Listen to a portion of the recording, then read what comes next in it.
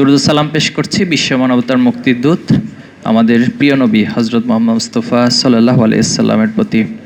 আমরা আমাদের শহীদদেরকে স্মরণ করছি, যাদের ত্যাগ, রক্ত এবং কোরবানির বিনিময়ে আমরা বাংলাদেশকে একটি সমৃদ্ধ বাংলাদেশে, একটি ইনসাফের বাংলাদেশ গড়ার জন্য স্বপ্ন দেখছি। ইসলামী ছাত্র শিবিরের সকল শহীদদেরকে স্মরণ করছি। জুলাই এবং আগস্টে যারা শাহাদাত বরণ করেছেন, শহীদ আবু সাঈদ থেকে শুরু করে সকলকে স্মরণ করছি। বিশেষ করে আমাদের সকলের প্রিয় শহীদ শরীফ ওসমান বিন হাদি, যিনি কিছুদিন আগে আমাদের কাছ থেকে বিদায় নিয়েছেন। আমরা ওনার জন্য আল্লাহর কাছে দোয়া করছি, আল্লাহ যেন ওনার এই মৃত্যুকে শাহাদাতের মৃত্যু হিসেবে কবুল করেন। এবং উনি যে স্বপ্ন দেখেছেন বাংলাদেশের এই জমিনে ইনসাফ প্রতিষ্ঠা করা, আধিপত্যবাদ এবং ফ্যাসিবাদ মুক্ত একটি বাংলাদেশ বিনির্মাণ করা, আমরা সকলেই এই প্রজন্ম, আমরা যারা বেঁচে আছি, আমরা ওনার স্বপ্নকে ধারণ করব এবং ওনার এই স্বপ্নকে বাস্তবায়নের জন্য আমরা আপ্রাণ প্রচেষ্টা চালাবো। হাদি ভাইয়ের বিষয়ে আপনারা সকলেই অবগত আছেন যে তিনি সবসময় শাহাদাতের মৃত্যু কামনা করেছেন এবং ওনার রিসেন্ট টাইমের অনেকগুলো বক্তব্যে তিনি এই কথাগুলো বলেছেন যে উনি শাহাদাতের মৃত্যু কামনা করেন।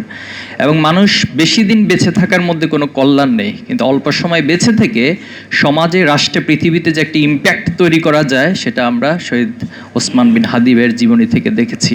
এত অল্প সময়ে তিনি এত চমৎকারভাবে বাংলাদেশের প্রত্যেকটা ইস্যুকে এত চমৎকারভাবে অ্যাড্রেস করেছেন। এটা সমাধান কি হতে পারে সেই স্বপ্নগুলো দেখিয়েছেন।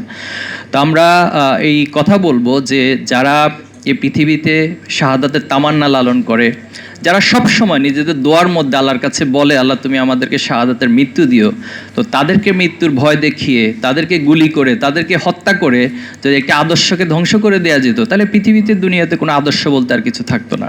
সেজন্য আমরা যারা এই কাজগুলো করছেন তাদেরকে হুঁশিয়ারি করতে চাই, আপনারা বোকার স্বর্গে বসবাস করছেন। আপনারা হয়তো হাদি ভাইকে হত্যা করেছেন, কিন্তু এই জমিন থেকে যে হাজার হাজার লক্ষ লক্ষ হাদি তৈরি হওয়ার জন্য প্রস্তুত হয়ে আছে, তাদেরকে আপনারা হত্যা করতে পারবেন না। হাদি ভাইয়ের আদর্শকে কখনো আপনারা হত্যা করতে পারবেন না। এবং আমরা কথা দিচ্ছি, হাদি ভাইয়ের রক্তের প্রতি আমাদের দায় রয়েছে। এই দায় থেকে ইসলামী ছাত্র শিবির সহ বাংলাদেশের এই নতুন প্রজন্ম, যারা বাংলাদেশকে সত্যিকার অর্থে বিশ্বের বুকে মাথা উঁচু করে দাঁড় করাতে চায় এবং আধিপত্যবাদের সকল নতজানু নীতির কাছে যারা কখনো মাথা নত করবে না, আমরা সেই প্রজন্ম তৈরি হয়েছে এবং সেই ইনসাফ বাংলাদেশে প্রতিষ্ঠিত হবে ইনশাআল্লাহ।